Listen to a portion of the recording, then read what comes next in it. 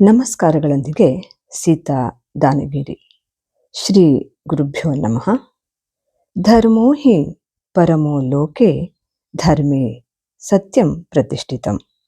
ಲೋಕದಲ್ಲಿ ಧರ್ಮವೇ ಶ್ರೇಷ್ಠವಾದದ್ದು, ಧರ್ಮದಲ್ಲಿ ಸತ್ಯವು ನೆಲೆಸಿದೆ ಎನ್ನುವಂಥ ದೃಢವಾದ ನಂಬಿಕೆಯಲ್ಲಿ ದೇವರನ್ನ ಆರಾಧಿಸುವ ಪರಂಪರೆ ನಮ್ಮದು. ದೇವರು ಒಂದು ಶ್ರದ್ಧೆ, ಅವನ ನಿಜಸ್ವರೂಪ ಸತ್ಚಿತ್ ಆನಂದ, ಅಥವಾ ದೇವರು ಇಡೀ ಜಗತ್ತಿನ ಎಲ್ಲ ಚಟುವಟಿಕೆಗಳ ಹಿಂದಿರುವ ಒಂದು ಮಹೋನ್ನತವಾದ ಶಕ್ತಿ, ಇಡೀ ಜಗತ್ತಿನ ಸಂಚಾಲನಾ ಶಕ್ತಿ ಎಂದರೂ ತಪ್ಪಾಗಲಾರದು.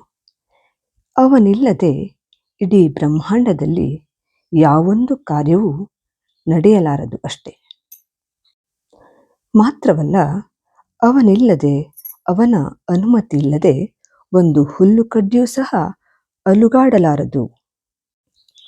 ಆದ್ದರಿಂದ ದೇವ ನಿನ್ನ ಇರುವ ನಂಬಿ ಜೀವಕೋಟಿ ಸಾಗಿದೆ ಎನ್ನುವ ಮನೋಭೂವಿಕೆಯಲ್ಲಿ ಸಾಗುತ್ತಿರುವಂಥ ಬದುಕಯಾನ ನಮ್ಮದು. ಇದೇ ಮನೋಭಾವದಲ್ಲಿ ಅರ್ಚನಕ್ಕ ಶ್ರೀಪಾದಣ್ಣ ದಂಪತಿಗಳು ತಮ್ಮ ಮನೆಯಲ್ಲಿ ಕೈಗೊಂಡ ಹಲವಾರು ದೇವತಾ ಕಾರ್ಯದ ಮಧುರ ನೆನಪುಗಳು ಮರೆಯಾಗದಿರಲಿ ಎನ್ನುವ ಅವರ ಭಾವಕ್ಕೆ ಜೀವ ತುಂಬುವ ಪ್ರಯತ್ನ ಇದು. ಅರ್ಚನಕ್ಕ ಶ್ರೀಪಾದಣ್ಣ ದಂಪತಿಗಳು ಬದುಕಿನ ಒಂದಷ್ಟು ಜವಾಬ್ದಾರಿಗಳನ್ನು ಯಶಸ್ವಿಯಾಗಿ ಪೂರೈಸಿ ಮನೆಯಲ್ಲಿ ಸುಮಾರು ದೇವತಾ ಕಾರ್ಯಗಳನ್ನು ಕೈಗೊಂಡರು. ಕಾಶಿ ಯಾತ್ರೆಯನ್ನು ಮುಗಿಸಿ ಬಂದ ನಂತರದಲ್ಲಿ ಗಂಗಾ ಸಮಾರಾಧನೆ, ಗಣಹವನ, ಪಾರಾಯಣ, ಮುಖ್ಯವಾಗಿ ನವಗ್ರಹ ಶಾಂತಿ ಮತ್ತು ನವಚಂಡಿಕಾ ಹೋಮ ಇತ್ಯಾದಿ ದೇವತಾ ಕಾರ್ಯಗಳು. ವೇದಮೂರ್ತಿ ಪ್ರಸನ್ನ ಭಟ್ರವರ ಆಧ್ವರ್ಯದಲ್ಲಿ ವೇದಮೂರ್ತಿ ಕೃಷ್ಣ ಭಟ್ ಚಿಮ್ನಳ್ಳಿ ಇವರ ಮಾರ್ಗದರ್ಶನದಲ್ಲಿ ವೇದರತ್ನ ಗಣಪತಿ ಭಟ್ ಕೋಲಿಬೇಣ ಇವರ ಸಹಕಾರದೊಂದಿಗೆ, ಹಾಗೆ ಊರಿನ ಎಲ್ಲ ಅನುಭವಿ ಹಿರಿಯ ಪುರೋಹಿತವೃಂದದ ಸಹಕಾರದಿಂದ ಇಲ್ಲಿನ ಎಲ್ಲ ಕಾರ್ಯಕ್ರಮಗಳು ಯಶಸ್ವಿಯಾಗಿ ನಡೆದವು.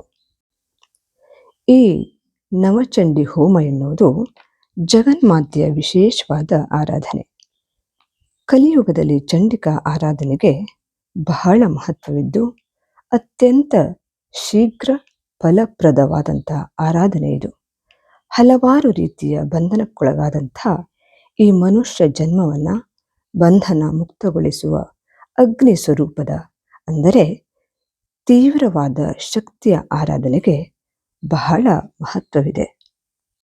ಇಲ್ಲಿ ಆ ಮಹಾ ತಾಯಿಯನ್ನ ಇಚ್ಛಾಶಕ್ತಿ ಸ್ವರೂಪದಿಂದ, ಜ್ಞಾನಶಕ್ತಿ ಸ್ವರೂಪದಿಂದ, ಕ್ರಿಯಾಶಕ್ತಿ ಸ್ವರೂಪದಿಂದ ಮಹಾಕಾಳಿ, ಮಹಾಲಕ್ಷ್ಮಿ, ಮಹಾಸರಸ್ವತಿ ಈ 3 ರೂಪದಲ್ಲಿ ಚಂಡಿಕಾ ಹೋಮದಲ್ಲಿ ದೇವಿಯ ಆರಾಧನೆ ಮಾಡಲಾಗುತ್ತದೆ. ಪ್ರತಿಯೊಬ್ಬರೂ ಕೂಡ ಬದುಕಿನಲ್ಲಿ ಯಶಸ್ಸನ್ನು ಕಾಣಬೇಕು ಅಂತಾದರೆ ಸದಿಚ್ಛೆಯನ್ನು ಒಳಗೊಂಡವರಾಗಿ ಕ್ರಿಯಾತ್ಮಕವಾಗಿ ಬಾಳುವಂತಾಗಬೇಕು.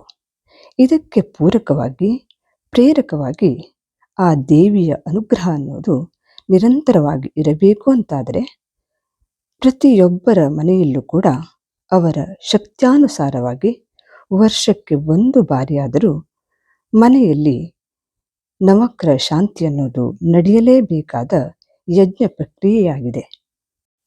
ಇಂತಹ ಮಹತ್ತರವಾದ ದೇವತಾ ಕಾರ್ಯವನ್ನು ಈ ಕುಟುಂಬದವರು ಶ್ರದ್ಧಾ ಭಕ್ತಿಯಿಂದ ನಡೆಸಿದವರಾಗಿದ್ದಾರೆ. ಅವರಿಗೆ, ಅವರ ಕುಟುಂಬಕ್ಕೆ ಉತ್ತರೋತ್ತರವಾದ ಶ್ರೇಯೋಭಿವೃದ್ಧಿಯಾಗಲಿ ಎಂದು ಗಣಪತಿ ಭಟ್ ಕೋಲಿಬೇಣ ಆಶೀರ್ವದಿಸಿದರು. ಸರ್ವ ಸಮರ್ಪಣಾ ಭಾವದಿಂದ ಆ ತಾಯಿಗೆ ಶರಣಾಗಿ ದೇವಿಯ ಕೃಪೆಗೆ ಎಲ್ಲರೂ ಪಾತ್ರರಾಗೋಣ ಎಂದು ಅವರು ಹೇಳಿದರು. ಬಹಳ ಸಂಭ್ರಮದಿಂದ ನಡೆದಂಥ ಈ ದೇವತಾ ಕಾರ್ಯದಲ್ಲಿ ಅಷ್ಟಾಂಗ ಸೇವೆ ಕಾರ್ಯಕ್ರಮವು ಕೂಡ ಬಹಳ ಯಶಸ್ವಿಯಾಗಿ ಮೂಡಿಬಂತು. ಮಂಗಳಮೂರ್ತಿಯ ಜನನೀ ಮಂಗಳಪ್ರದ 4 ವೇದ, 1 ಶಾಸ್ತ್ರ, 1 ಪುರಾಣ, ಹಾಗೆ ಸಂಗೀತ, ನೃತ್ಯ ಸೇವೆ ಇವೆಲ್ಲವೂ ಕೂಡ ಪುರೋಹಿತರೆಲ್ಲರ, ಮಾತೆಯರ ಸಹಕಾರದಿಂದ ಈ ಅಷ್ಟಾಂಗ ಸೇವೆ ಬಹಳ ಯಶಸ್ವಿಯಾಗಿ ಮೂಡಿಬಂತು. ಈ ಕುಟುಂಬದವರು ದೇವತಾ ಕಾರ್ಯದಲ್ಲಿ ಶಕ್ತ್ಯಾನುಸಾರವಾಗಿ ದಾನ ಧರ್ಮವನ್ನು ಮಾಡಿ ಧನ್ಯತಾ ಭಾವಕ್ಕೆ ಒಳಗಾದರು. ಈ ಸಂದರ್ಭದಲ್ಲಿ ವೇದಮೂರ್ತಿ ಪ್ರಸನ್ನ ಭಟ್ರು ಹಾಗೂ ಎಲ್ಲ ಪುರೋಹಿತರು ಕೂಡ ಈ ಕುಟುಂಬಕ್ಕೆ ಒಳ್ಳೆಯದಾಗಲಿ ಎಂದು ಹರಸಿದರು. ಒಟ್ಟಿನಲ್ಲಿ ಹೇಳುವುದಾದರೆ ಸದ್ಭಾವನೆಯಿಂದ ಕೂಡಿದ ಸತ್ಕಾರ್ಯ ಊರ ಹಿರಿಯರ, ಪುರೋಹಿತರ, ಬಂಧು ಬಾಂಧವರ ಎಲ್ಲರ ಆಶೀರ್ವಾದ, ಮಾರ್ಗದರ್ಶನದಿಂದ ಬಹಳ ಯಶಸ್ವಿಯಾಗಿ ನಡೆಯಿತು. ಬಂದಂಥ ಎಲ್ಲ ಬಂಧು ಬಾಂಧವರನ್ನು ಈ ಕುಟುಂಬದವರು ಪ್ರೀತಿ ಆದರದಿಂದ ಸತ್ಕರಿಸಿ ಉಪಚರಿಸಿದರು. ಮಾತ್ರವಲ್ಲ, ತಮ್ಮ ಆತ್ಮೀಯ ಕರೆಗೆ ಆಗಮಿಸಿದ ಎಲ್ಲರನ್ನೂ ಅತಿಥಿ ದೇವೋಭವ, ಆಚಾರ್ಯ ದೇವೋಭವ ಎನ್ನುವ ಭಾವನೆಯಲ್ಲಿ ಕಂಡು ಸಂತಸ ಸಂಭ್ರಮದಿಂದ ಸಂಪೂರ್ಣಗೊಂಡಂಥ ಈ ಕಾರ್ಯಕ್ರಮದಲ್ಲಿ ಈ ದಂಪತಿಗಳು ಧನ್ಯತೆ ಮತ್ತು ಸಾರ್ಥಕತೆಯ ಭಾವವನ್ನು ಹೊಂದಿದರು.